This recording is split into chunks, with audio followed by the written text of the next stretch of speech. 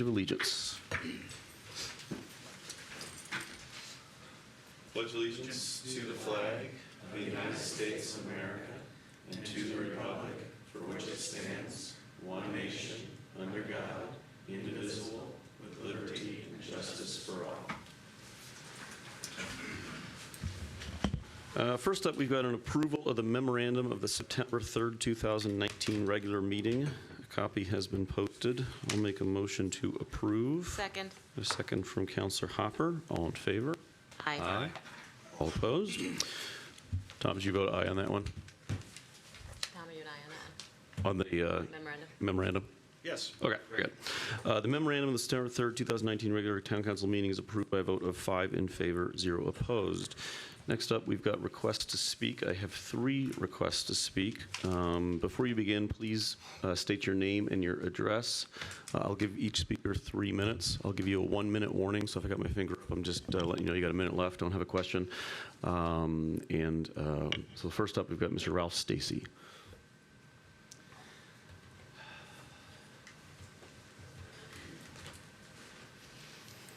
Morning. Ralph Stacy, 60 South 2nd Street.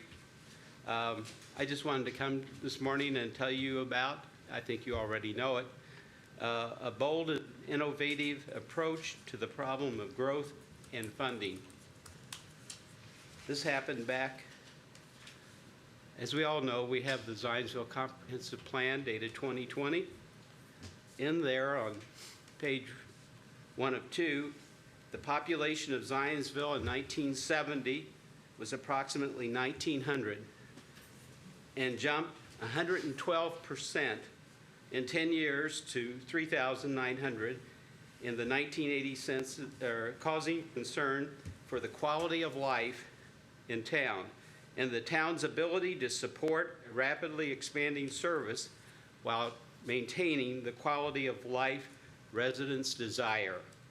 In the mid-'80s, Zionsville population had grown so much that the town officials decided to institute a growth control measures. As the result of the slowed down for a while until the restrictions on growth were lifted in the early 1990s, and it began to rise again.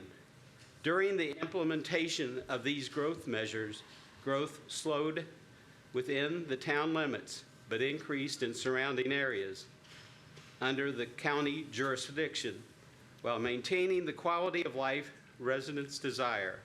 As the town enters a new decade and century, it will have to focus on such issues as managing the location of its growth and its ability to provide services. I didn't know how many of you knew of that small part of our history, but it was a great thing to be a part of back in the 80s, and I really think you need to think about it again. Thank you. Thank you, Mr. Stacy. Next up, Mark Walters.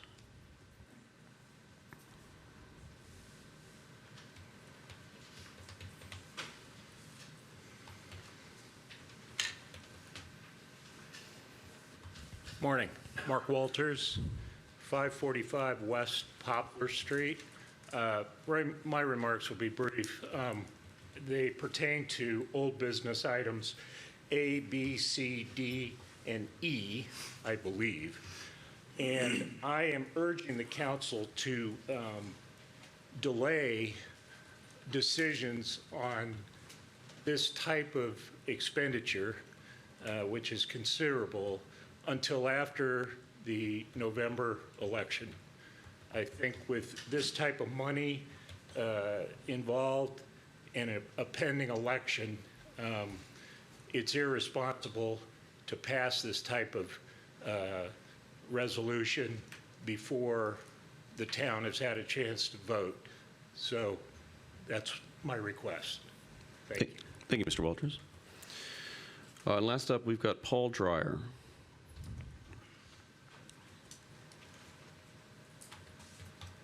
Thank you very much for the chance to speak. My name is Paul Dreyer. I live on 535 West Pine Street here in Zionsville. I'd like to address, I believe it's number 4, the question on the new buildings. I agree with the previous speaker that maybe we should hold off on this decision before we can look at some alternatives on what we could do with the need and the requirements that are there. So for example, can the growth needed in these buildings be used on the second floor of this building right now, which is underutilized? Number two, shouldn't we rather be investing in the schools and the school problem that we have currently? Number three, let's pay down some debt before we incur more.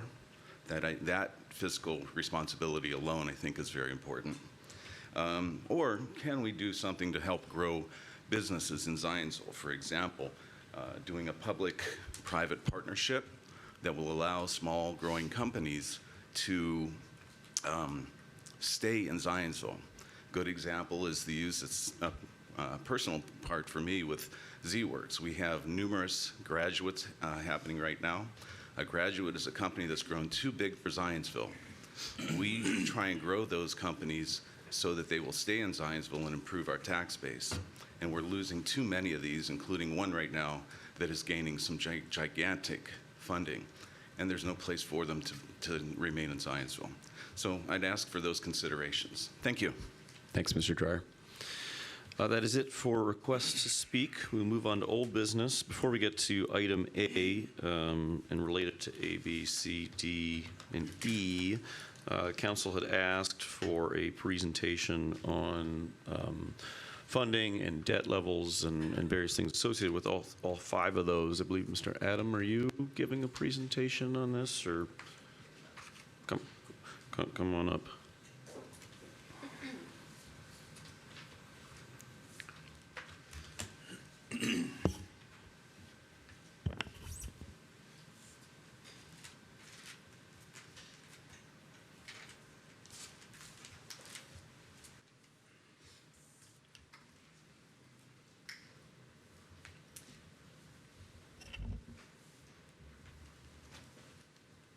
Good morning. Becca Zakowski with Crow and Mark Adam with Crow. We are serving as municipal advisor to the town on the proposed obligations in front of you this morning. This morning, we will provide a brief summary of the outstanding obligations, including a calculation of the current debt limit and a breakdown of annual debt service and lease rental payments by revenue source. And then I will hand it to Mark, who will provide a brief summary of the proposed obligations.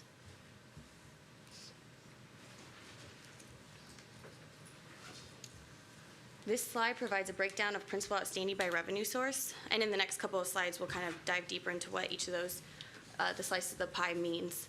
But the town currently has approximately $47 million in principal outstanding, that largest category coming from tax increment finance revenues, or TIF revenues. This slide provides a summary of outstanding obligations payable from property tax revenue collected by the town. So the town levies a tax rate for each of these obligations listed below. The first four obligations will mature in January of 2020.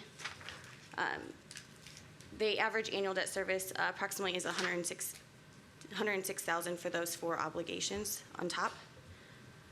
And that means $395,000 of principal will roll off in the first few months of 2020.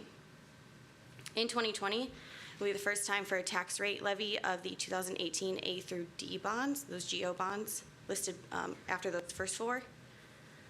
The tax rate for these bonds will replace the tax rate levied for those first four obligations that are maturing, which was considered during the issuance of the 2018 bonds in order to maintain the town's tax rate of the debt service fund. The 2018 bonds' tax rate will also be based on a larger net assessed value.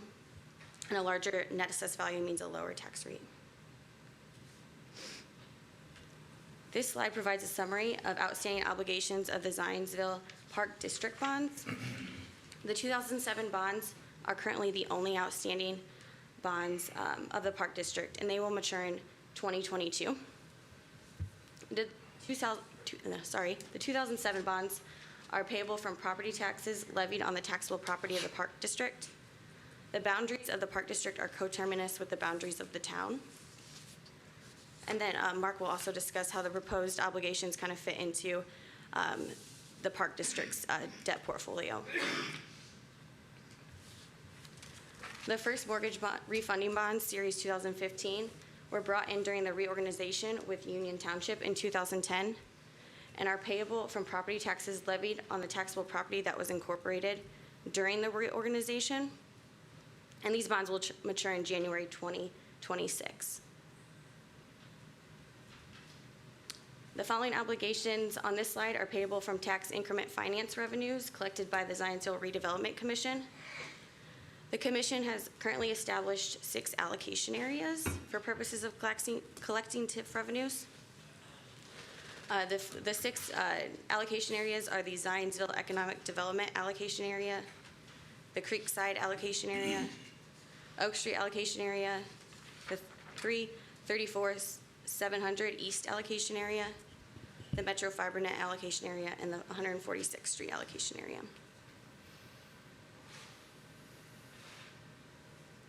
The following obligations on this side are payable from revenue of the sewage works utility. The sewage works currently charges a flat rate per month for residential customers. These bonds are payable from fees that the sewage works collects. The sewage works did issue 2 obligations in 2019. One was a new money issuance for sewer improvements, and then the second was a refunding of the 2010 A bonds, and those were refunded to achieve savings. The town achieved approximately $263,000 in net present value savings from refunding the 2010 A bonds. The following obligations on this slide are reviewed annually during the budget process, and revenues are identified for debt service. The land contract payments are funded out of the general fund. The payments on the town hall note are funded by multiple revenue sources. Those being the lit revenues out of the general fund, food and beverage tax revenues. A portion is out of the CCD fund, Oak Street TIF revenues, and a Boone County TIF contribution. The total indebtedness of the town is subject to a statutory debt limit of 2% of 1/3 of the assessed valuation of the town. The Park District, separate of the town, is also subject to the same debt limitation, 2% of 1/3 of the assessed valuation. This slide provides a calculation of both the town and the Park District's current debt limit as well as their issuance margin. Direct debt of the town are those obligations payable directly from property taxes of the town and are exclusive of, lease rental bonds are not included in this debt calculation. Direct debt of the town includes the 2005 GO bonds, 2017 GO refunding bonds, as well as the 2018 A through D bonds. The town's issuance margin is approximately $6.7 million, meaning that the town could issue additional debt in the amount of $6.7 million before reaching their debt limit. As the town's principal matures, and it matures semi-annually for the town, the issuance margin obviously would increase. So every 6 months, the issuance margin for the town does increase. And as the net assessed value increases, obviously that would increase as well. Similarly, the Park District's issuance margin is approximately $16.7 million. And then this slide breaks down the annual debt service or lease rental payments by revenue source. In pay year 2020, approximately $4.4 million will be paid in debt service or lease rental payments. Debt service drops off you'll see in 2031, and that's due to the maturity of the 2016 lease rental bonds. Those are Creekside bonds. And then from here, I'll hand it off to Mark, who will discuss the proposed obligations in front of you today.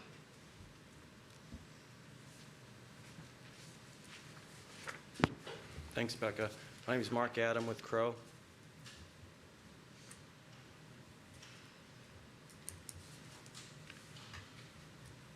So as Becca went through the current outstanding bonds, I'm going to go through the proposed outstanding.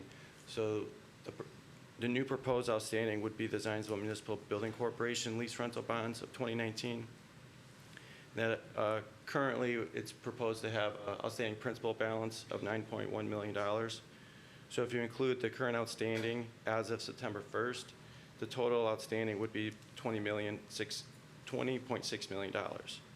Again, These bonds are outside the issuance margin, so this would have no impact to your current debt limitation of $6.7 million, so that would still remain.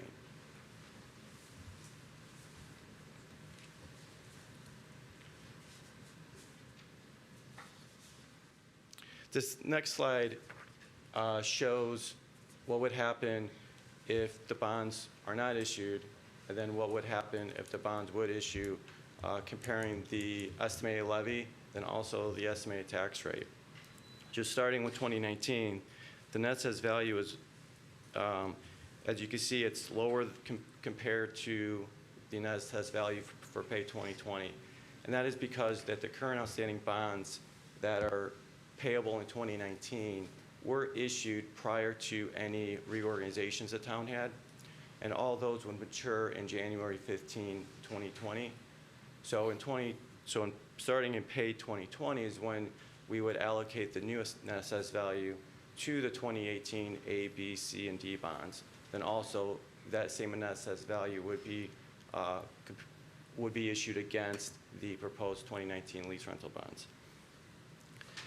So going to the third column, the estimated debt service levy, if the proposed 2019 lease bonds were not issued, you could see the pay 19 is only the current outstanding bonds, which would mature January in 2020, and then starting in pay year 2020 is when the 2018 bonds will roll on. So going down from 2020 through 2029, those are just the 2018 A, B, and C, and D bonds. Then going into the fourth column, you'll see the estimated debt service levy with the proposed lease. So you can see starting in pay 2021, the estimated debt service levy difference will be about $200,000 to $101,000. And that is just the first year of interest payment in that year. And then starting in 2021 is when we start paying the principal and interest. So you can see what that difference is from the current to the proposed. And that's also with the tax rate, where we can see the difference. And in pay 2021 is when you see the slight increase, because that would be just the interest-only payment. And then in 2022 is when you would start seeing the principal and interest coming on. Now, the way we calculate the estimated levy is we are excluding any miscellaneous revenues. So we are just taking that pay period's annual debt service payment plus the operating balance, which is going to be a portion of the next pay amount. Because when we do an 18-month budget, so we budget for a full year, then at the end of that budget year, we have a little revenue left over just to help with the next payment. So there is so we do estimate that, but we are excluding the miscellaneous revenues that we would receive from the state, because those are just hard to determine. So this is a little higher number, but the miscellaneous revenues really aren't going to have a major impact, I don't think, based on the estimates.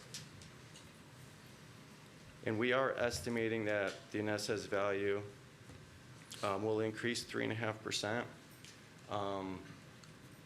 This has been the lowest increase in the last 5 years that we've seen. So we were trying to estimate that out so that you could see that when the net assessed value increases, the tax rate will slightly decrease also.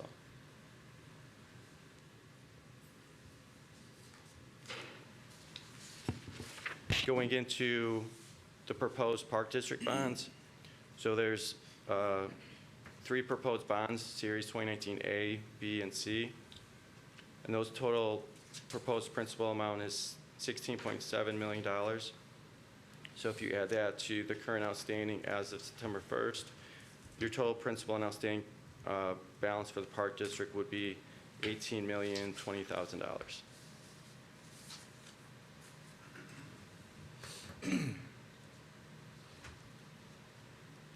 These Park District bonds will go against the park's debt limitation.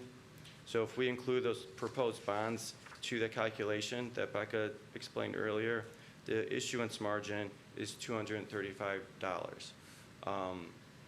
When we were looking at the bonds, we talked about maximizing it because this will probably be the last park bond issue for 20 years until these mature. Keeping in mind that the net assessed value was for pay 19, we do have estimates for the net assessed value for pay 20.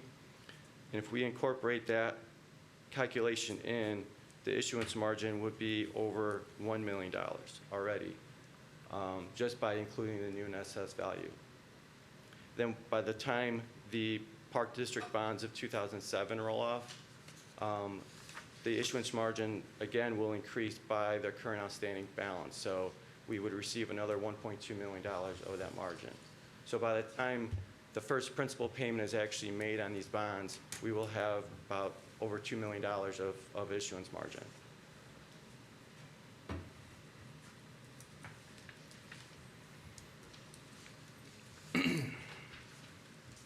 This is the same type of comparison, trying to compare the current state if the bonds were not proposed, and then what would happen if they are proposed, and what's the difference in the rate. So in pay 2020 is when, in pay 2021 is when the current park bonds mature. So that is why in column 3, starting in pay 2022, there's no more proposed levy because they would be matured by then. And then you'll see in the 4th column that the levy would increase starting in pay 2021. There's an interest-only payment in that period. Then starting in pay 2022 is when you'll have the interest and principal payment.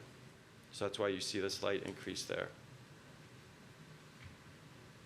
We did the same type of comparison with the tax rate, what that impact is. And those 2 cells that are highlighted in red is what we believe would be a good comparison of a full pay year. Starting at pay in 2020 is when you have a full payment, and starting in pay 2022 is when, with the proposed bonds, will come on as a full payment. In 2021, it's just interest only, but when everything's fully on, you would actually see, we're estimating to see a slight decrease in the tax rate. So even though we're issuing, $16.7 million worth of bonds, based on the net assessed value that's being used, again, it's the same situation as with the town's bonds. The current bonds are based on net assessed value that was available in 2007. Now the town has grown, so now we're issuing them off a higher net assessed value. So by having a higher net assessed value, we would actually see a slight decrease in the tax rate for the park bonds.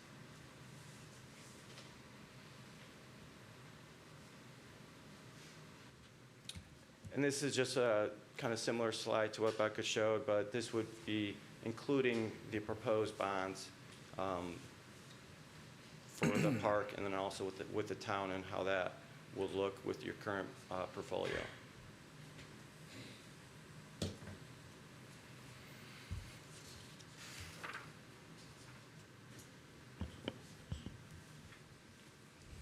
Thank you, Mark. I know that was a lot of information. Councilors probably have a lot of questions. Before we get into the individual items, do you want to go through that presentation or questions you may have for Mark or Rebecca? Can you pop the slides back up? Probably easiest to do that. So on the last slide you showed the debt service starting in 2020. Did you have the current debt service so we can see where we're going from to?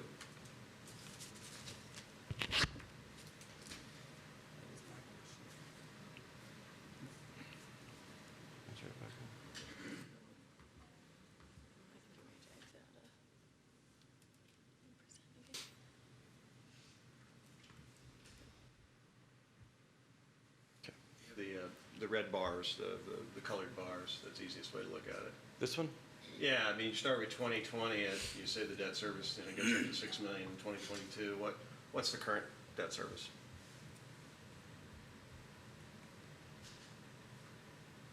current, I'm sorry, I don't think I'm fully understanding the question. Yeah, in other words, there's got to be a bar like that for 2015, 16, 17, 18, Oh. 19? We don't have the current of 2019. It would be, For future references, when you're given this kind of presentation, it helps to see where we are, where we're going. we were showing, here's what the current outstanding principal amount is. Well, I understand the principal amount. That's $47 million today, right? Right. Is that what this line chart is? Yes. But I meant that's the debt service, right? That's the amount of cash we have to pay. The colored bar chart was the amount of cash that we have to spend every day, right, every year. That's, I think it would be helpful for us to know what do we spend in a day and how much do you expect to pay in 2020? So if we could get that information, that'd probably Well, be very that- helpful. Yeah, in 2020, there's nothing new that's coming on that's currently not provided. Is Right, that- but is when that you're slide making 12? that kind of cash comparison, you want to be able to see how much additional money do we have to spend? Because the point about adding 55% to our debt burden and really 87% in the last 18 months, 16 months, is that we're going to have a lot more debt burden.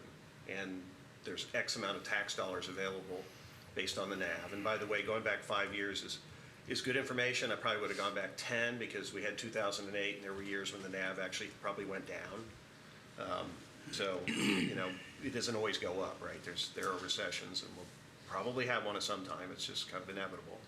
But, you know, again, seeing what the variations are and what the impact on the town could be with those variations, and particularly the increase, because Jason had written a note to the committee about the budget and the fact that it's going up, and we appear to be in a negative spending potential right now. Did I understand your email correctly? Yeah, that's how I interpreted it. All right, I mean, sir. but And, real quick, Tom, in full disclosure, part of that we found out on Friday is money that's being used, that's been saved in other accounts. Understand, Yeah. but still spending more than we're taking in, and this is going to require the town to, again, spend more, and I'm not sure how we would have to take in more, and right now, the only option we have is to raise the TIF like we did when we built this town hall, or raise the lit taxes, which is what also helped pay for this town hall. And so, you know, there's another point we can do there too, which, you know, I don't know that that's being discussed, how we actually pay for all this debt. That's the questions that I have, at least, and maybe nobody else cares, but I do. I just want to check to see if my thought process is correct. Based on the chart on page 12 that shows if we do nothing, where we would be at 3.75 million total annual debt service. And your projection on page 19 shows us right at 6 million. So it looks like, Page 12, the bar chart? yeah, looking at 2022 is what I'm kind of looking at. Just I picked the number that on page 19 kind of spiked up. So it looks like without doing anything, we would be at 3.75 million annual debt service. If we add this additional debt, that would raise by about 2.25 million. Am I reading that correctly? Yes, you are. Okay. You see what I'm saying? No. But I apologize, because I No. hadn't thought about that way. So if you look at, and I think 2022, I'm looking at it, it's about 3.75. just shy of 4 million, right? Yeah, I estimated 3.75 there. Okay. And then you go to page 19, And this represents the annual debt service currently. currently. Got Like if we do nothing, Page 12 does. if we do nothing. Right. And Well, then, that's, yeah, okay. yeah, and then page 19, looking at 2022 as well, it jumps up to 6 million annually. So you're looking at, 2.25 million difference. Projected for then, that still Yeah. doesn't tell me what we paid today. Correct. No. Correct. I'm just trying to give. Yep. To that point, though, I mean, you talk about tax rates, but you know, these are first out obligations, have to pay. I mean, that money is coming from other parts of the budget due to the tax caps we have, correct? I mean, if we're going from 3.75 to 6 million, it's not like we're creating new money. I mean, that money, that revenue we would be paying for that debt service could be paid for other things in the town if we didn't issue any bonds, correct? Or are we getting additional money from the state because we issue bonds? No, you do not get additional money from the state if you issue bonds, but certain bonds are only payable from certain revenue streams. And those revenue streams are only payable for those types of services. So for sewage works, it's only from utility revenues coming in. So utility revenues can only be used for sewage works types of work. And sewage is unique because it has a specific revenue stream, right? As opposed to, most of these other, the TIF bonds supposedly get paid by TIF revenues, correct? Right, and you can't. And then the rest of the bonds essentially come out of general obligations from the general tax pool that we get and how we allocate that. Because if you can change the rate, you effectively are changing the allocation, right? Or you're creating it's the tax cap and circuit breaker issue. Morning, Bruce Donaldson, Barnes and Thornburg. We've been working as bond counsel. You guys can correct me if I'm wrong, but I want to make sure that everybody understands these are bonds that would be payable from a new additional debt service levy, property tax levy. Whether there's a tax cap impact would be on an individual basis for each property owner. I would be shocked if there's a dollar for dollar impact. So you probably are going to raise new money because you're going to levy an additional property tax. There's going to be an additional debt service But Bruce, levy. we're at the 1% cap here anyway, so there's no additional tax on the 1% cap. You have businesses. You have the 2% and the 3% So you're telling me we're going to jack up the tax rate on both commercial and rental properties? Is that what you're telling me? Because I didn't see that terminology in here in the presentation. Yeah, I'm not familiar with where you are on all your tax caps, but I just wanted to make. I think we're below the 3% on commercial, and we're probably at 2% on rental, is my guess. Do you guys know Okay. that at Crow? Okay. So Yeah, so we're going to stick all this on the commercial properties. well, it may be that it has a higher impact, yeah, on the Well, it commercial would be the if only that's where you are on your caps. Crow, do you have the data on that? Yeah, we did an estimated impact to circuit breaker on it. 1%, you're already capped at 1% based on where the tax rate is right now. You have 6 taxing districts in Zionsville. 2 of the taxing districts are under the 2%. So those 2 taxing For districts. the rental properties? Yeah. So 2 taxing districts will be impacted because it's slightly below 2. But So then how much below is it? 1.99, 1.5? What? yeah, I mean, I don't have the exact number in front of me, but yes, it's right around 2%, so it's 1.9 something. Okay. And then the 3%, nobody's at the 3% cap. Okay, are we at 2.5 on commercial? Is that about right? I saw that number somewhere, maybe 2.37, 2.5, I can't remember. 2.5 on commercial. Well, that's where the money's coming from. So if we're gonna spend all this money, we need to know where it's coming from. It's coming from taxes on commercial properties, that's where that Commercial increase is properties gonna and also on be levied. some of the 2%. And So we're it would be we're helpful estimating. It would be helpful to understand what that availability is. In other words, if we've got $1 billion worth of commercial property and we levy another 0.5% of tax on that, then that generates X millions of dollars that we can spend on anything we want, right? We're estimating that the cap is going to increase by $112,000. But we're talking about raising the debt 2.5 million, so where does the rest of that money come from? That's the only impact because we looked at what is the net increase in the tax rate. The park went down slightly.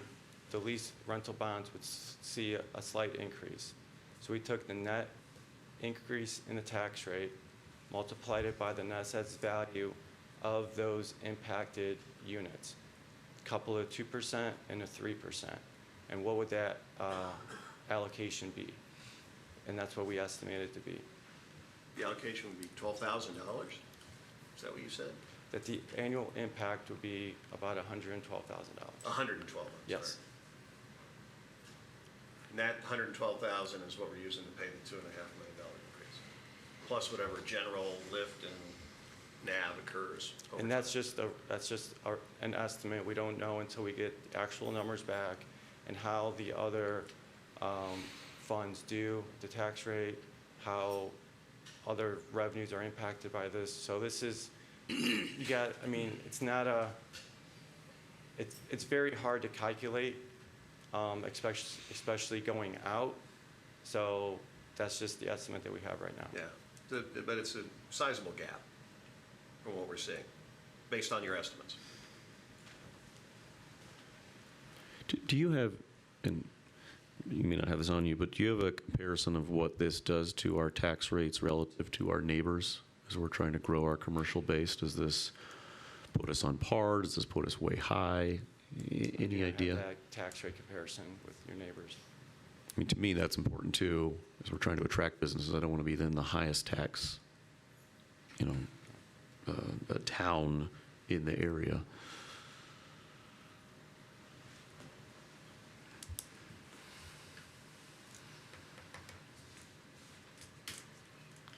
Is the additional debt limit for the parks versus the town, is that a common thing in municipal government?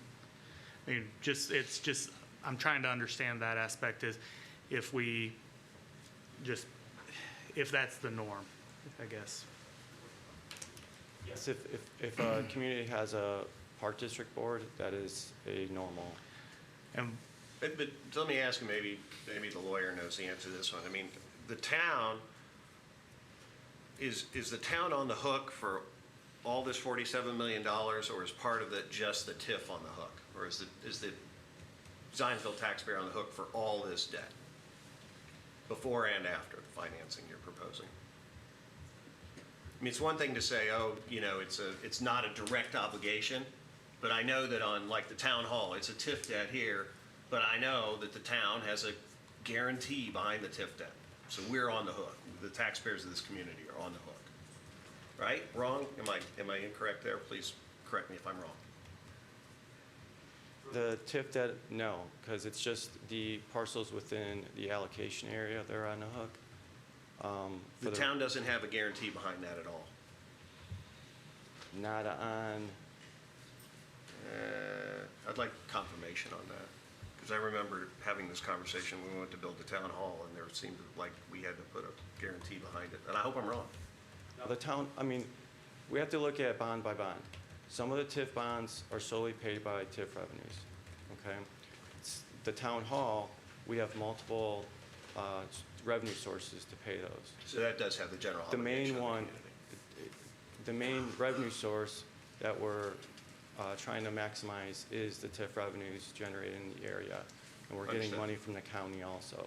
So when those TIF revenues increase, then all the other supporting revenues will decrease.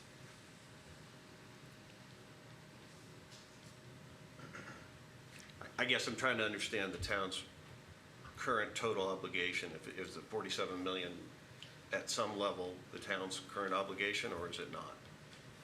No, that's not the entire town's obligation, because some of them are backed by the sewage revenues. Some of them are TIF only. A small portion is just from the Union Township taxing district.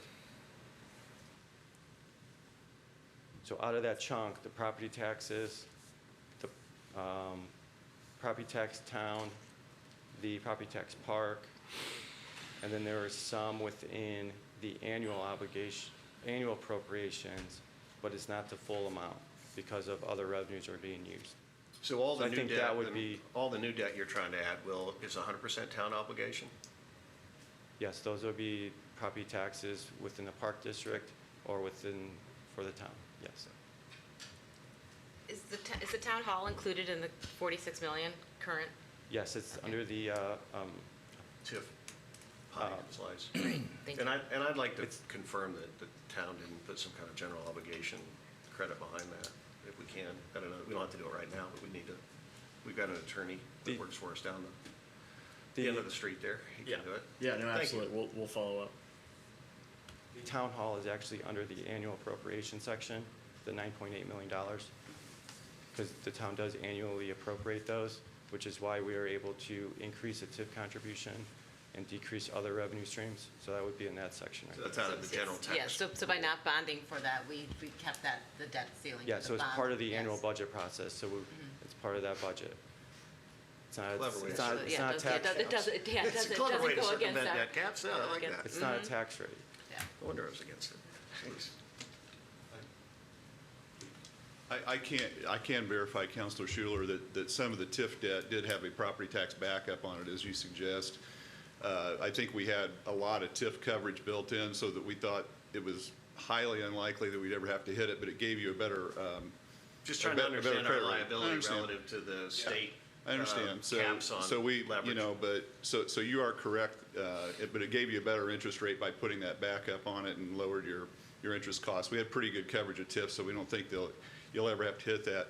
The town hall annual appropriation does not have a property tax backup on it. So it's just whatever, it's an annual appropriation, whatever revenue sources that you cobble together from food and beverage, lit, TIF, whatever you decide to do is how that's paid.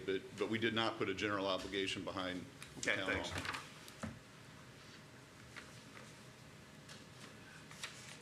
It's paid by our general tax funds, so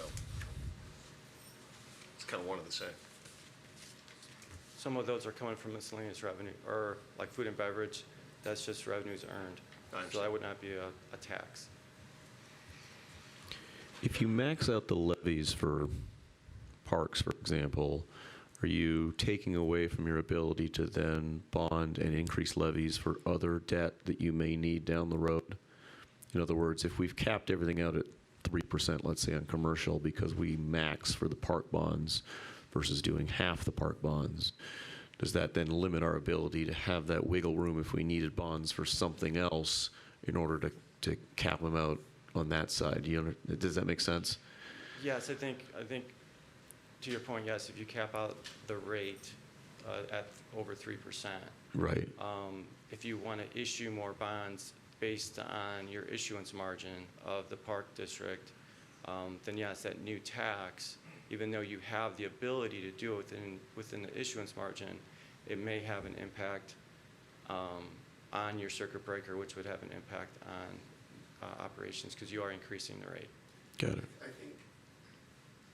I think the question that he's asking, and maybe I'm wrong, if you max out the park bonds, that doesn't limit your ability to do another street issuance or something else because there's a different maximum for the park district as opposed to the general obligation bonds that we have for the town. They each have their own maximum and they're not coterminous. So if you max out parks, you're not maxing out streets. But you are sort of in a degree in the sense that if you max out parks and you have to raise the rates and you're capped, to do a street obligation, you either have to raise your AV, which you most likely will do, or you have to, I assume, take revenues from other parts to make the debt service on that. That is correct. Right, okay.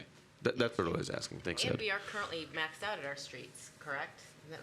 Isn't that what we were No, said that's what last we night? were told last That's what time. we were told last time. I mean, how if we're maxed out on all? No, you have about $6.7 million of issuance margin for the town. And that's where the street bond would come from if you decide to issue additional street bonds. down Okay, the I road. misunderstood. I believe that I heard last meeting that Yeah, we were our maxed last out. meeting we were Right. maxed out, so. Good, I'm glad maybe we can fix some of the road problems we have here, which I think are critical to the economic development of the community.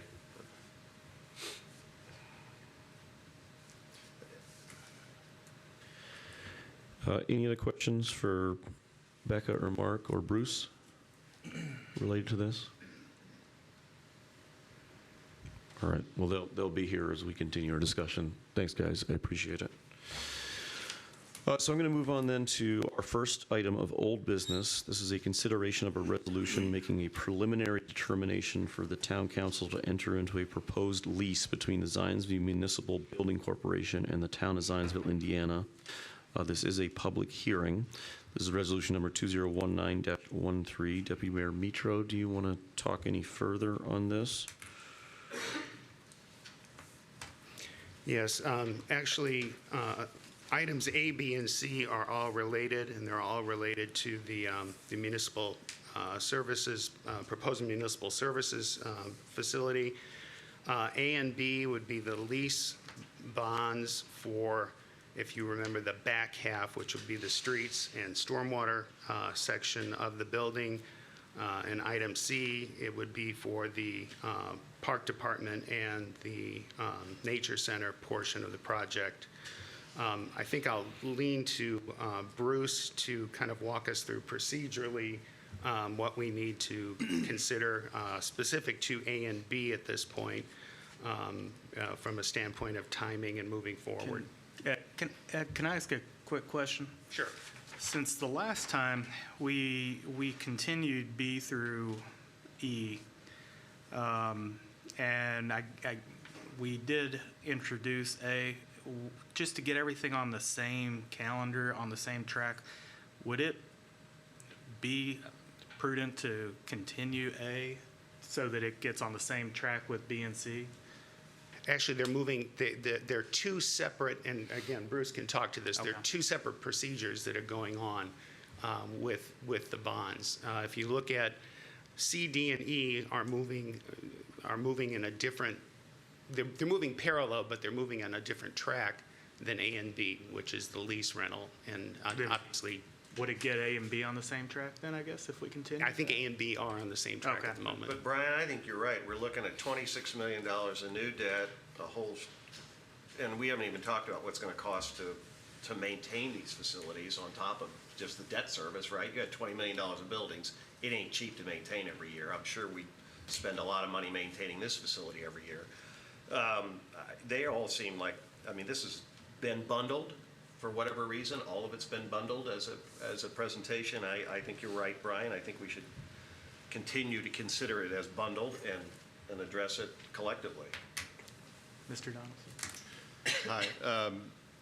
So in this particular case for A and B, we actually have two different statutes, and some of it may look like you're kind of doing the same thing twice, but we have slightly different statutory requirements. There's a basic leasing statute that applies to any lease deal you do. And then if you're issuing basically between 5 and 15 million, it's called a controlled project, and there is an additional layer of procedures under a different statute that we have to go through. And A is addressing that, basically. That's why you had to have two public hearings instead of one. B is under your kind of general leasing statute. So you really wouldn't be getting out of sequence to just go ahead and proceed as we have it if you choose to do that, because the procedures under A, we have to do, if you adopt this resolution, we have to publish some notices. There are some periods that have to go, and then under B, you have to have a public hearing at your next meeting on the actual physical lease itself. They're just sort of different statutes, and we're trying to just check the boxes that make sure that you've done everything that you're required to do under the statutes. But Bruce, it seems like you get the cart in front of the horse having a lease if you don't get the funding and have a building. I mean, it's the same payer either way, right? The guy's paying the debts, paying the lease payments.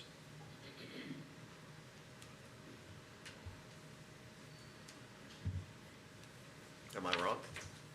I'm not sure what the question was exactly. Well, I mean, you're kind of forcing the issue here to put a lease in place on a building that doesn't exist unless the council approves the building, financing of the building. And not to ask for you, Tom, but if we enter into a lease and don't approve the financing, do we still have a lease obligation? Is that the right question, Tom? Seems like a waste of time to enter into the lease until you figure out if you're going to build a building. Well, I'm just being practical. Your decision to enter into the lease is the decision to enter into the financing. We can't do the financing without the lease. The council would Do the have to lease, or approve you're the forced to lease. do the financing? Is that what you said, Josh? Yeah, basically, if you say, all right, I'll do the lease, and then question. you don't do the financing, do you still have the obligation then at that point? No, you don't. You don't. If the bonds are never issued by the building corporation, the lease never kicks in. Got it. So, but your authority to enter into the lease is basically what tells us to go forward and do that. So Got it. the lease is the key financing document here.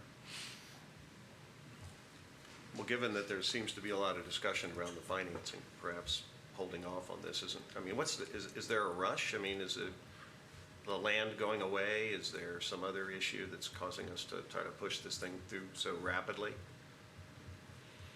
Particularly with an election, like you said, a couple months down the road and a whole new council, at least 4 out of 7 members being new in 2020. Can't remember the year.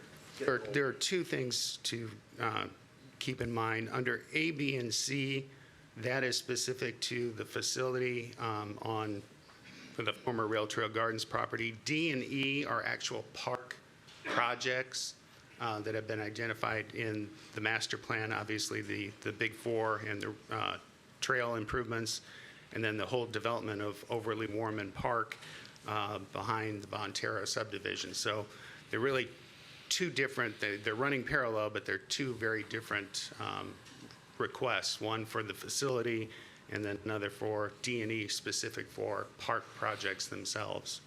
But there's no time blow-up here. We don't have an option that explodes and we can't ever get the property again, or something happens and, so there's really no rush to do this, right? No, there is no time limit that we're under. Thank you. Can we carve pieces of this out too? Is that possible, or does it all have to be done in one fell swoop? You can, my reason for stating what I said was specifically, you could move forward with D&E. Actually, you could move forward with CD&E if you wanted to, because that would be the front part of the facility for parks and the nature center, and hold on the lease financing, or you could just move forward with both park projects, D&E. Again, that's totally within your purview. We're, Ed, on the, and I might be jumping ahead a little bit on this, but on the budget exercise that we've gone through recently, we show departmental anticipated budgets for 21, 22, I think at least a couple of years there. Were those done with this anticipation of approval on this, or were those done without any of this? Well, you wouldn't see it in 20 or 21 because the payments wouldn't kick in. So it's probably not on the radar screen to look at it in the budget work that you had. Okay. And Jason, if you understood that basically borrow all the money today, spend it, and then we'll worry about paying for it after the budget process, right? Get it? Ed, real quick, I know sometimes when we have developments in front of us, if we vote them down or if we vote them down because they're coming from the Planning Commission, they can't come back in front of us for a year.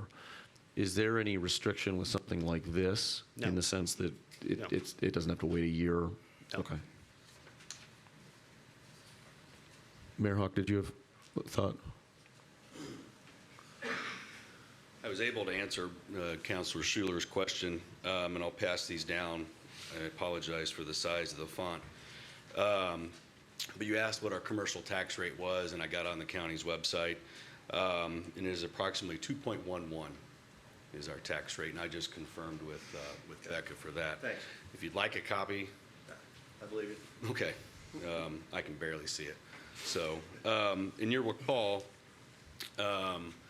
in 2010, when I was a member of the council, some of you, and then subsequent councils, when property tax caps went into effect, we were about a 94% residential tax base.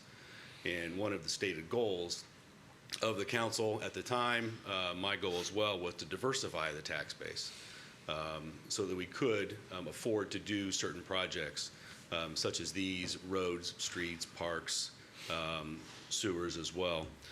That tax rate or tax ratio has now been flipped to about 75% residential. And it does allow us to do this while still maintaining a low tax rate. So our commercial tax rate I would safe to say is on par or lower than our surrounding communities. So if anyone would like this. But to Counselor Garrett's point, there's a chance that taking this debt on will increase that. I think what we heard is minimal because there is a number of debt. Well, it's just a yes or no. I mean, it's not minimal is yes. Well, let me answer the question. It is minimal. It could go down or up. With the net assessed value going up, that effective tax rate could go down. I think we have seen, especially with the Holiday property, that's about $1 billion of net assessed value coming online over the future years. That will drive the tax rate down. We also have a number of bonds, if you've seen through the schedule, rolling off. And so these are just replacing them, so it has no effect on the tax rate. And for the homeowner, Tim, we're not rolling. I don't see what I would call $34 million from where we were at 39, 6 months ago, 8 months ago, whenever we did the Cooper Road extension. We don't have that much rolling off. We don't have that much rolling off. we have some. I said some. I didn't say all. So.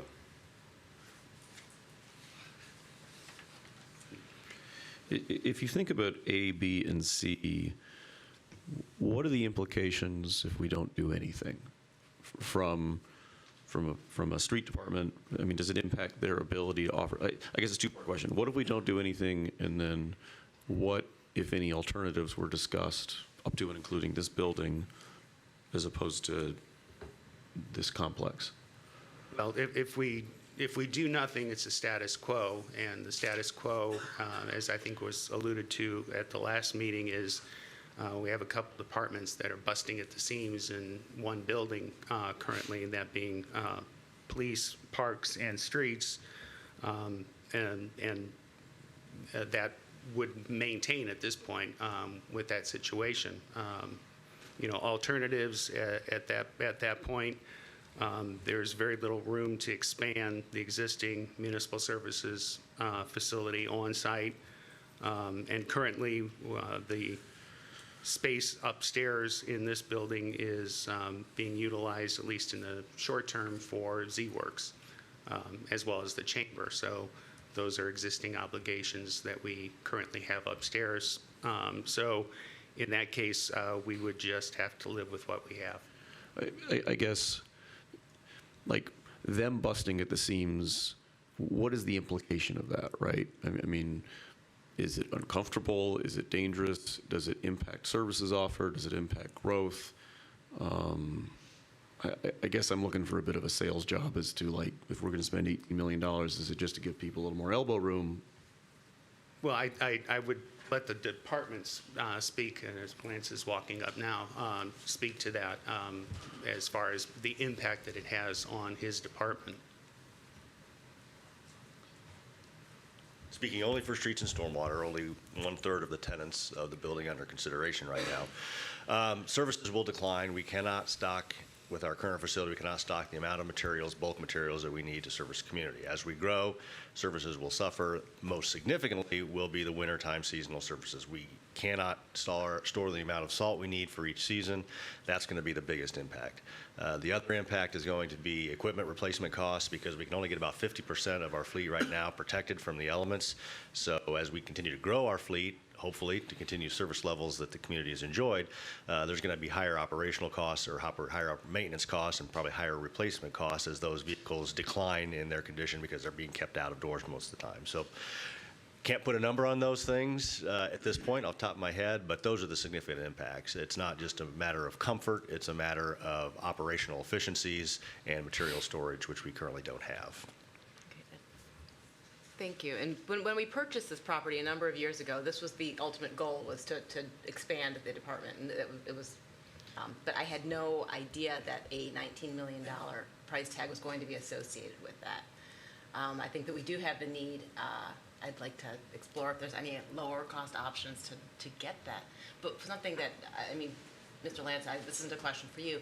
I still haven't had the, and this will be later on the agenda, I don't have the nature center explained to me. I don't understand the need for that on this, and why we're going that route. If it's a showpiece for our community, that's great, but I'd like it explained to us.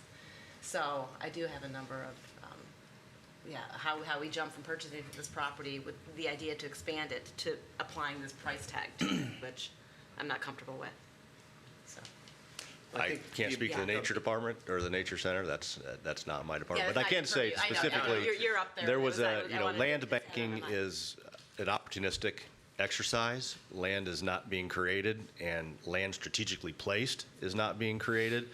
So several years ago, when the school had the opportunity with the town to do some land swap, it was just banking about 10 acres.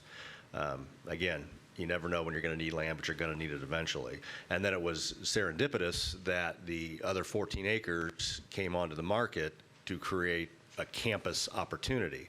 So that was well thought out, I believe, in strategic purchasing, because land strategically and centrally located for both the community and for operations doesn't come along very often. So it's always been the intent to use that for some type of municipal services out there.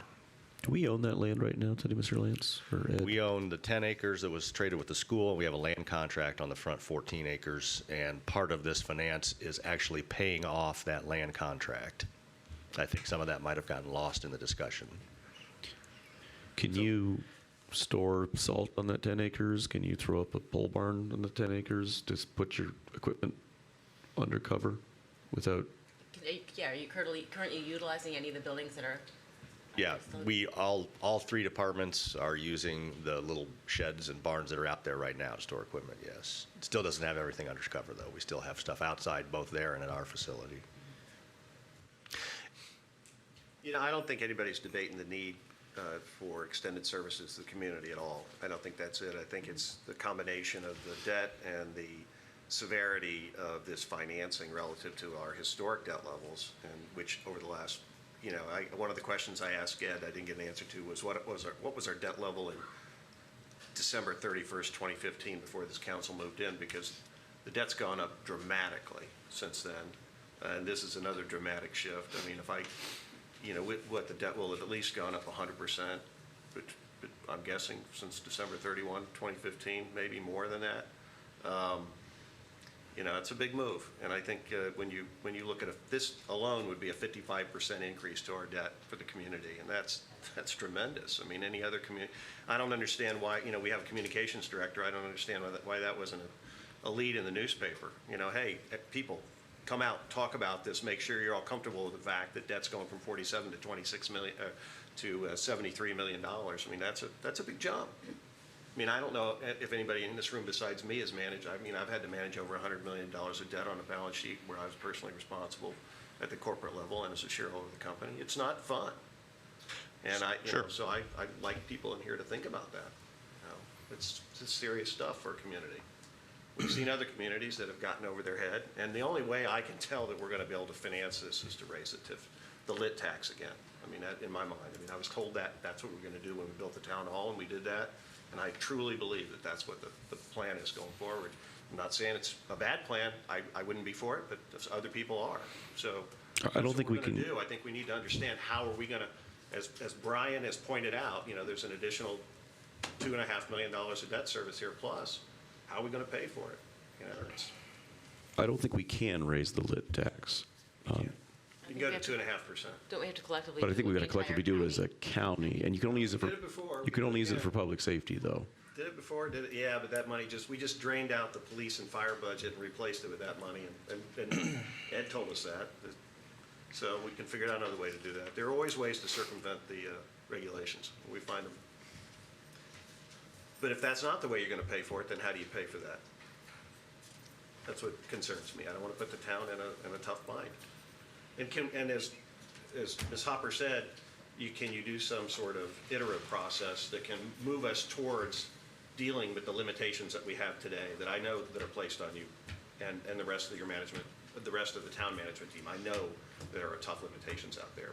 Lance, you and I talked about that.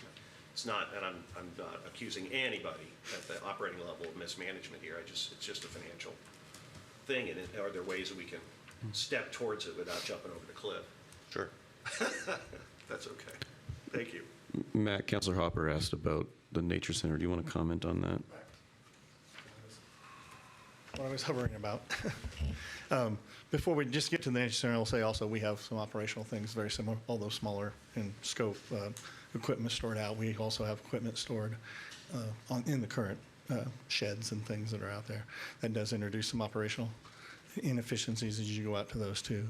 In terms of the nature center itself, it was one of the items that has come up multiple times, multiple planning cycles and master plan cycles, getting more and more input from the public. This last time, after you got out of the trails issues, which seems to always be, even across the state, the number one issue, it grown up to be one of the top issues that the public that was participating talked about.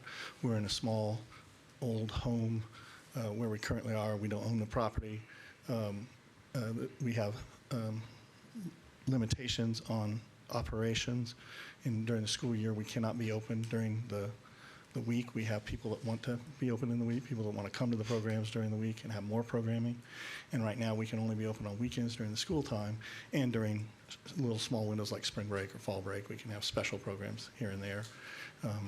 But other than that, and it's, like I said, a very small building, and what some of the building is because it's been divided up and added over the time, there's also, even though the footprint itself is of X size, there's less available room in there because of the way it's broken up and storage and things like that.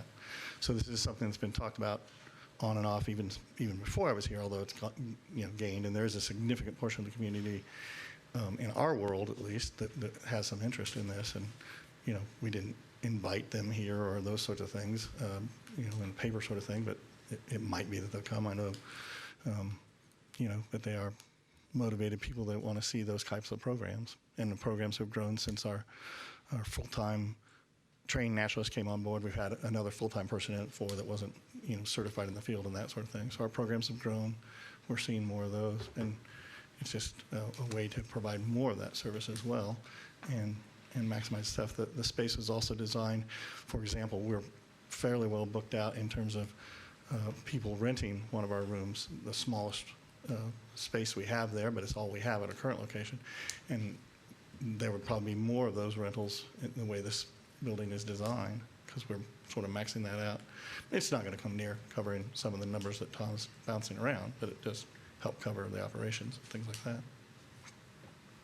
Because I do recall over the time that I've been on the council, we've had this discussion a number of times. We've discussed purchasing houses in different neighborhoods near Starkey Park, which was great, and the idea of a $500,000 price tag was palatable. This is not a $500,000 price tag, and so that's what I stopped me in my tracks. And so I'm trying to bridge that gap, and I can't. Putting the price tag piece, and I know that's where you guys are supposed to be concerned. So it's not that you're not doing your jobs, but putting the price tag discussion, I think some of what Lance talks about opportunistic. You've had a spot now to expand the front part of that with Heritage Trail Park, essentially expanding Heritage Trail Park South in an area that's basically a centralized location than, say, Starkey Park would have been, right along the rail trail and those sorts of things. Also, the facility is designed in such a way that if pieces of the nature center get, in the future, decades down the line, if there's a big nature park donated that has availability to do certain things, pieces can be brought out of that, and then the more community type facilities can still be brought into play there. So it's designed so that it's flexible. If space becomes available, maybe you can do aerobics or things like that, other more traditional recreational programming rather than the niche that is environmental education. Those would be good things to know moving forward. The community I think the community should be informed about the project at hand and what's moving before them, because this is, I think that it would be irresponsible to have all that information right now, especially as it's been set up here that a new council's coming on, and anything that we vote on, we're saddling them with the debt. And I can't say that I've seen any real communications in the newspaper. I know we did our publications, but we bury it, and the way it's pronounced is horse crap, by the way. The fact that, hey, we're taking on all this debt to do these municipal projects. And by the way, you guys do a great job. You stretch every penny twofold. I know that, and I seriously mean that. But I'm just saying, from a priority standpoint, everybody in this council knows I had 5,000 angry people about the intersection in downtown and why we couldn't build the apartment buildings, and I got $22 million of defined road deficiency here. And when we first saw that report before we built this town hall, it was 20 million, and at the time that was 50% of the roads in the community that needed to be resurfaced. They were basically failing, which means they're crumbling. Their infrastructure is going to fail eventually. And I know that's a broad problem in the state and other places, but we had a chance to do something about it then. We didn't do anything. We have a chance now. I just heard we have $6+ million of available road money. And if I had to say, do I think, from what I've heard from the community, that we'd rather see money spent on some infrastructure improvements and then look to see how we can assist the municipal servants of this community to be in better shape to serve this community. I wish we'd look at the priorities that way and figure out a way to step to it and not just throw $26 million at municipal projects that are good projects. I'm not saying they're bad projects. I don't know if they're bad or good. I just know it's a lot of money relative to our current debt, and I think there could be a realignment of the prioritization that could help assist those groups in our organization as well as deal with the infrastructures that are hurting the economic development of this community. I mean, you heard somebody else come up and say, hey, we don't have any place for the Z-Work graduates to go to. And that's heartbreaking given the fact that we as a community are supporting them with some of our tax dollars, not a lot, but some, and also providing apparently some housing here for them and elsewhere. I know we used the PNC Bank for a while, so. I think they're still using the PNC Bank. So, Others can speak to that but directly. and it breaks my heart as a person that's worked in a lot of entrepreneurial organizations to say that we can't keep those people here, because there's no place to put them. I mean, that's heartbreaking. By the way, it's economically detrimental to this community. So I think we really need to think about where we're spending our money and how maybe we can do a better job of allocating those potential leverages. And that's on the spend side. The conservative side of me says, wait a minute, I'm not sure that we aren't kind of blowing through our budget right now. And so how are we going to pay for all this? And we really need a clear, concise roadmap as to cash in and cash out, not just tax rates and tax caps and circuit breakers, which nobody can understand, but cash in and cash out, because that's how we'll end up paying for improvements in our parks and improvements in our road department. Today we didn't see any of that, and it's not your fault. It's the way this has been presented, and the fact that I think sometimes we don't think about how we're going to pay for things, and we shouldn't do what others do. We should do what's right. And just to address the parts that are parks that you're discussing, parks have been shown to increase property values and increase economic development values. Absolutely. That's one of the things I that'll don't help. disagree with you. Yeah. You can't argue with me because I agree with you more than you know. I mean, I'm not arguing with you. I'm actually throwing out facts just, so that They can are, somewhat and they're address correct pieces facts. of it. I agree with that 110%, and that's why I said, I love the money that we've spent for parks. It's really important to the community. But I think we have to prioritize all of our spending and make sure that we're helping Lance. I mean, nobody cares about a pole barn with a bunch of trucks in it, but I do because I drive on my roads, and I know Lance pretty sure needs Lance that for does. his road crews. And so, I do. And so we just need to be, I think, a little more thoughtful about this than we have been. I don't blame you guys. You guys are just asked to pull a plan together. You pulled a plan together. So I just think we need to think about the spend part. And the other point I made last time, I just want to remake it. It's a different audience and stuff. The park, anything that you would do on the parks rate, although that point's already been made, does not affect the town rate. And any of those monies could not be used for streets. But by the same token in the state law, could not be used for streets. They have to be used for park projects. So things like the bond that has to do with Overland One Park, that was a very popular issue in the master plan discussion, or even more popular, the bond that has to do with trails. And we will certainly try and get grants again. As you know, we do stress those things.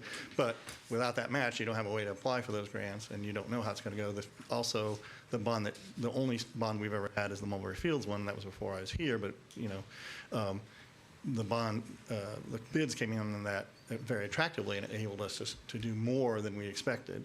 So we will, of course, these are the most conservative assets, so we will, of course, use, if you see fit to fund any of these pieces, we'll, of course, use shots at grants and use, bidding processes and the way you structure the bids. For example, a lot of times we do well in most years by bidding in the fall because park projects are considered small and they're looking for something to start the spring in and get done before the big projects come. So we do things like that to maximize the things we see, and we will continue to do that process. You've given the opportunity. Thank you. Is there a priority? If you've got 3 bonds on here, if you had to rate them 1, 2, 3.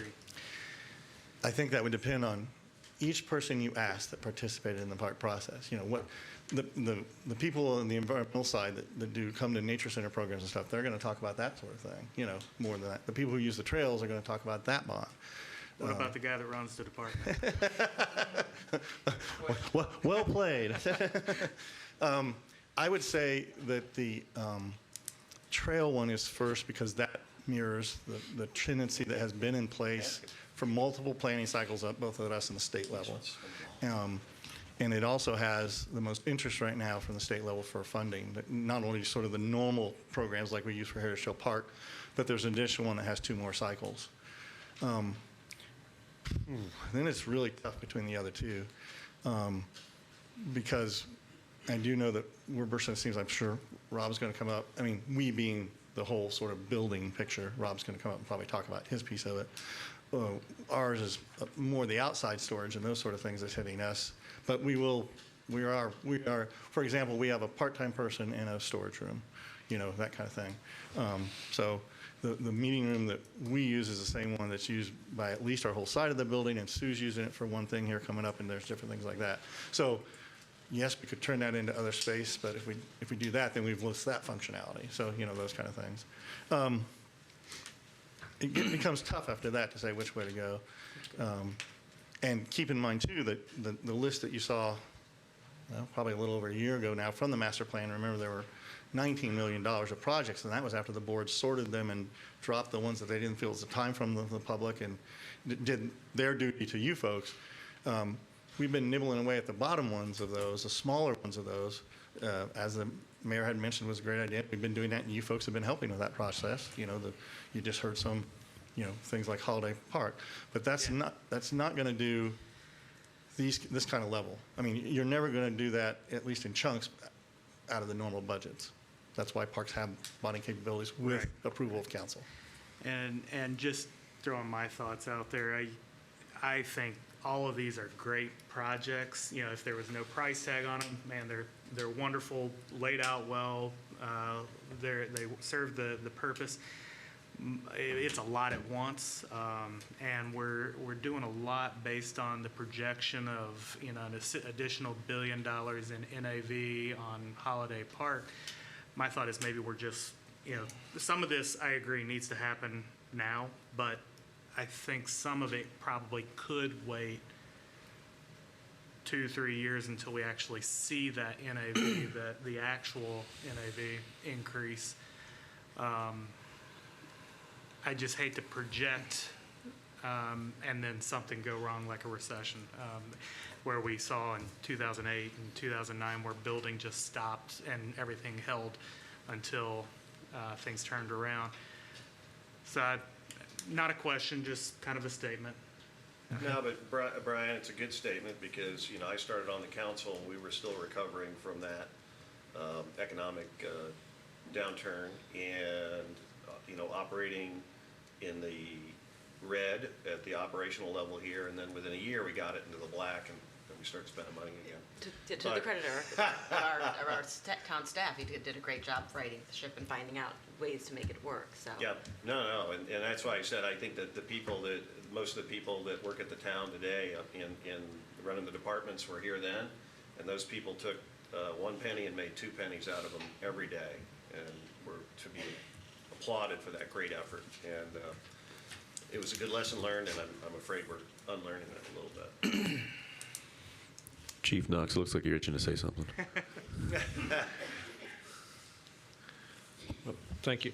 I just want to step up here and answer any questions anybody might have about the space and the needs of the police department. I don't have anything prepared, of course. I haven't really thought about it, but I echo everything Lance and Matt had said.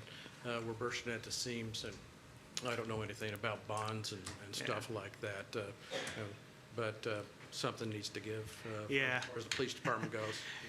You don't have to tell me anything. I go over there and you guys are tripling up on office space, and it's definitely a need. I see that. That's it. What is, Chief, to Councilor or Vice President Traylor's point, if this waited a year or two, what is the impact to your force, your agency? I mean, I know it's tight and that's unfortunate, but pragmatically, does it have any impact on services or public safety? The efficiency of operation, yeah, I think it does. We have absolutely no extra space over there. We are piling the equipment and storage of boxes and stuff on and desk and corners. And so I think something needs to give. I'm going to have to reallocate some square footage there from one purpose to another purpose, if that makes any sense. I'm just going to have to rob from Peter to pay Paul. There's no extra office space there at all, and yeah, something's going to have to give, but Got it. we'll work it out. Any other questions? I've got a procedural thing here because this is a public hearing. I just have a real Yeah, quick go for it, question Jason. for Lance, or I'm sorry, for Ed. I think one of the points that Lance made was that part of this is land acquisition of that 14 acres. How much of this is the land acquisition itself? Like, could some of these be, well, how much of it is the land acquisition? We're currently in a contract to purchase that front 14 acres. It's roughly, I'm going off the top of my head, probably $500,000 still that we owe on that property. It's basically a loan, if you will, that we're paying off. Okay. Wait, there's $500,000 left paying the option to then do the buy, or there's $500,000 left to acquire the property? To acquire the property. Okay, got it. Can we acquire the property if we don't do the bonds? Yeah, we're paying, We are. That's already in your budget. Yeah, we have Okay. budgeted that. Okay. There's no problem with that. So the purchase of that land will be finished regardless of whether or not any of this stuff goes through? Absolutely. Okay. Thank you. Good question. Okay, so this is a public hearing. I have proof of publication. I will open the public hearing. If anyone else would like to come up and talk about this, you may come up now. All right, I will close the public hearing. Just a reminder, we are on A, which is the proposed lease between the Municipal Building Corporation and the town. Any other questions, comments, thoughts, statements from council on this? Or I would entertain a motion on this. Can I make a comment? I mean, we're missing a couple of counselors, and this is an enormous issue here. I mean, should we defer till we get full attendance? That may never happen. I mean, just to be honest, we all have our other lives, so getting 7 of us here is sometimes a challenge. But this should be a priority as elected officials. We should be here. I don't disagree. I mean, I'm looking at I'd feel a lot better $73 about it million if we had of 7 debt. I people here. think everybody should weigh in. I'd feel a lot better about it if we had 7 people here. I mean, I the do reality as is, well. that's a lot of money. I Well, mean, I was going to make a motion to continue to the next meeting anyway. And I know the explanations were given, but I'd like to get all these on the same track, on the same timeline. So I'll make a motion to continue continue this item to the next meeting. All right, I've got a second from Councilor Schuler. All in favor? Aye. Aye. All opposed? Okay. I'd like to go on the record, first time I've ever agreed with Brian on anything. You know, I was a little concerned when we were agreeing to. I'll look for a plague of locusts later. Resolution number 2019-13 is continued with a vote of 5 in favor, 0 opposed. I'm afraid we have to do this a few more times. B is a consideration of a resolution approving form of lease for street, stormwater, building, and calling for public hearing on the lease. This is a continuation from the September 3rd meeting. This is resolution number 2019-14. Do we want Deputy Mayor Meacher to come up and talk about each one of these? I mean, we sort of talked about these at all, or I could take a motion on this as well. Counselor, can we do a joint resolution for the rest of these? Because I think hopefully we're going to continue all of them, or not? Well, this would be a motion to introduce. Is that correct, or is this? This is a continuation. So this is a. We haven't even. This is just simply approving a form of a lease that you would then present for a public hearing at your next meeting. So if you approve this resolution, you would be just basically calling for a public hearing at your next meeting. In addition to the one that we just had, we as I said, we're operating under two different statutes. So under the basic leasing statute, you are required to approve a form of a lease for public hearing. So we would come back to your next meeting, have a public hearing. It doesn't obligate you to do anything other than have the public hearing at your next meeting on it. I personally don't think we should move anything forward until we get more information. This is just that I don't like that piecemealing it, rolling it forward, and getting steamrolled on the back end. Is there a motion then for B?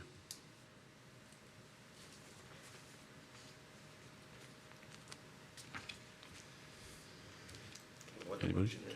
Well, It'd be a there isn't a motion. I guess I'm calling for a motion if He's someone wants entertaining a motion to continue. to, or a motion for anything, either continue, approve, deny. A motion to deny at this point. You don't want to continue this, you want to deny this. You don't want to continue this, you want to deny this. Is that correct? I thought you wanted all 7 of us to vote I on guess it. we can continue it. I'm having a conversation with everybody here. I mean, I don't think we should vote on it today, and I don't want to move it forward. So continuing doesn't move it forward, allows us to continue to have the conversation. Continuing is just punting till next meeting. Motion to continue. Okay, I've got a motion to continue from Counselor Schuler. Is there a second to that? Second. I heard Counselor Hopper first. All in favor? Aye. All opposed? Resolution number 2019-14 is continued until next meeting with the vote of 5 in favor, 0 opposed. And I assume we can't do these all in bundle. We've got to do these individually, correct? I think we That's do that's that what I thought, yes. Okay, C is a consideration of a ordinance approving Series 2019. Motion to continue. I'll get to it. Let me just get it entered into the record just so we got it. They never did in the past. It's okay. Well, why? I want to be consistent. Park District bonds, I'll talk fast. Park complex of the former Rail Trails Gardens property. This is continued from the September 3rd meeting. This is ordinance number 2019-16. I heard a motion to continue from Counselor Schuler. Did I hear a second from Counselor Hopper? All in favor? Aye. All opposed? Motion to continue ordinance number 2019-16 on first reading continued.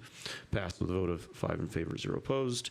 D is a consideration of ordinance approving Series 2019B Park District bonds improvements at Overly Warman Park. This is continued from December 3rd, 2019 meetings, ordinance number 2019-17. Any motions? Motion to continue. Got a motion to continue from Counselor Schuler. Second. Second from Counselor Hopper. All in favor? Aye. All opposed? Okay, this is continued. Ordinance number 2019-17 is continued until next meeting with a vote of 5 in favor, 0 opposed. E is a consideration of ordinance approving Series 2019C Park District bonds, trailway improvements, including Big Four Trail.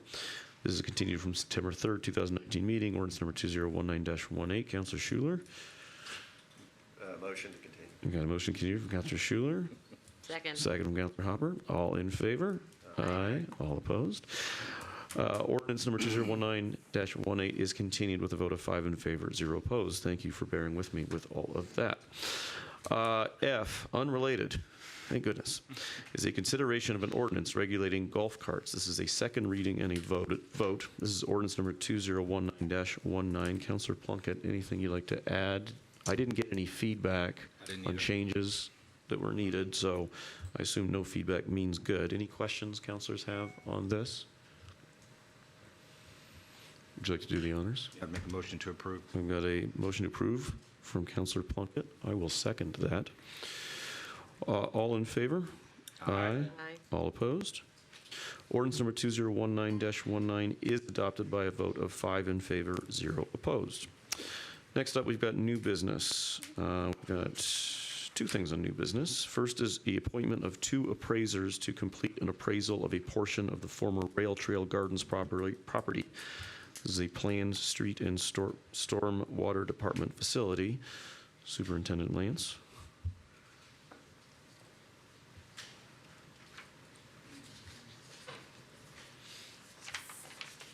Stand by. As part of the discussions that we've been having, as was noted, the current land contract for a portion of this project would be purchased by the lease finance if it advances. In order to do that, we actually have to appraise the parcels to determine a value, so they're actually the town selling it to itself, but we can't do anything without having an appraisal done. Statutorily, we were required, because the value is over $25,000, to appoint 2 appraisers. Those appraisers that you have been provided the information for currently work for our town engineer. They performed appraising services in the past, so they were our recommendation for those 2 appraisers. Based on your past actions, I don't know what you're going to do with this, but that's the explanation. And Amy, I have nothing here to vote on. This is just a statement? Right. Okay. Any questions for Mr. Lance on his statement? We don't actually have a vote on this. So the town is currently paying on the lease, we've got 500, correct, on this land? We have a $10.5 we have a million. land contract, Okay. and part of this project, if and when it advances, is to assign certain ownerships to the Parks Department and the town. And the portion that would be under the lease finance for our new facility has to be identified, re-described, and appraised in order to make the transfer from the town's land contract to the building corporation.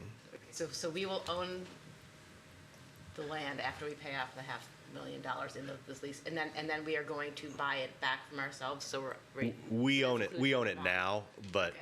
you know, this is like paying off your mortgage kind of thing, So is or refinancing. Is it being but- opportunistic and so we're bonding, we're getting ourselves more dollars that we can bond for to? So we already Are own we it. reappraising the value, or are we just assessing the value and allocating it to different departments? Neither. We're just determining a value of the property. But with the intent to do what Tom had said? Yeah, I don't know. Do Yeah, you end with up the- having to allocate it to the There's no, parks and there's no, allocate it to the- no, there's no allocation. There's just a legal description, a new legal description of the unique parcel as well as an appraised value. Shove me, Bruce, if I've stepped into your realm. And currently, we won't need this unless we move forward with the projects. That's So we correct. could continue this and approve it at a later time, because we don't want to spend the money on an appraisal if That's we haven't moved forward, right? The leasing statute requires the town to technically sell the property to the building corporation if you go forward with the lease financing and to get it appraised. So the building corporation would pay you appraised value, and then that would just be invested back into the project essentially. But you're correct. It's part of the whole lease financing piece. You're right, on the lease financing. Ed, I should have asked this sooner. If there's nothing for us to do, why is this on the agenda? Is this just an FYI?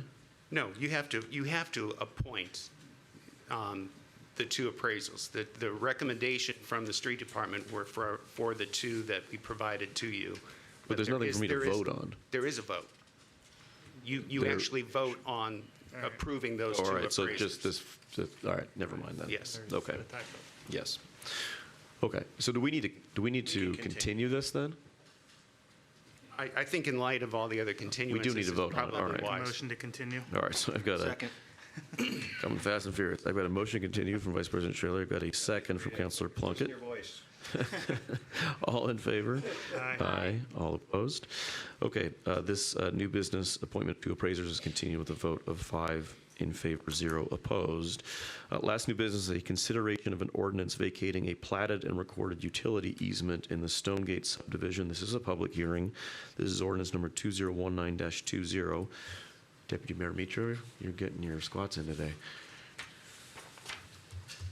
I'm going to be real short. We have an easy one here.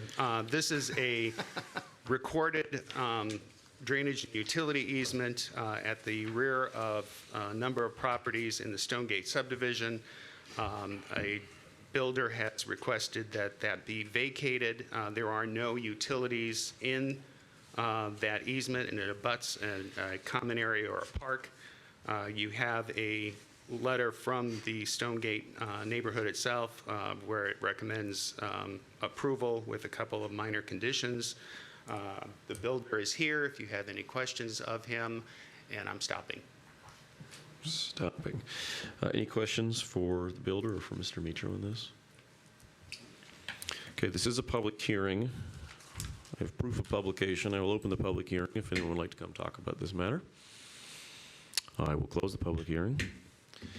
I would make a motion to approve. Second. A second from Councilor Schuler. All in favor? Aye. All opposed? Motion to introduce ordinance number 2019-20 on first reading passes with a vote of 5 in favor, 0 opposed. Any other matters? The only other matter I would add, I think it was a good debate today. If any counselors have any questions, or I thought there were good questions asked today that didn't have answers, if there are questions you would like answered for our next meeting, if you want to just email them to me, I'll send you an email reminder. I can summarize them all, send them out to staff, and hopefully we can get additional answers for the discussion that we'll have at our next evening meeting.